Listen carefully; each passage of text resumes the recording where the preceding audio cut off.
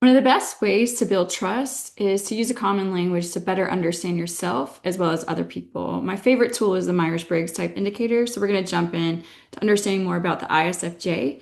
In this video, I'll give you 3 tips to leverage your strengths as an ISFJ, 1 area of growth to challenge yourself, and then 3 top strategies to work with other ISFJs, no matter what your position is. So let's dig in a little bit now. The ISFJ is a person that we can call the supportive stabilizer. So they're typically they're introverted, battery powered, sensing, so very detailed feelers, so very people oriented and worried more about the impact on people. And then judging, meaning not judgmental, but people who prefer closure. Often these folks are compassionate, responsible, loyal, very detail focused. If you're an Enneagram person, I think there's a big correlation with a 6 in Enneagram. Um, and they can be like really excellent behind the scenes as well, knocking things out. Potentially famous folks who have this profile might be Queen Elizabeth, Aretha Franklin, Halle Berry. Who knows, but those are our guesses. So, let us know what you think as well. So here are 3 tips for our ISFJ friends to be able to leverage your strengths.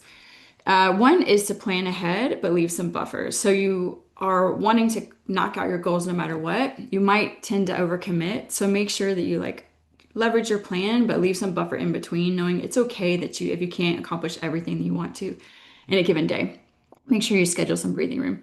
Our second tip is to recharge in solitude. So introverted folks, in particular ISFJs, are typically like what we call battery powered. So they need that time to be able to recharge on their own. So it's okay, like own that strength and make sure that you give yourself time to recharge on your own.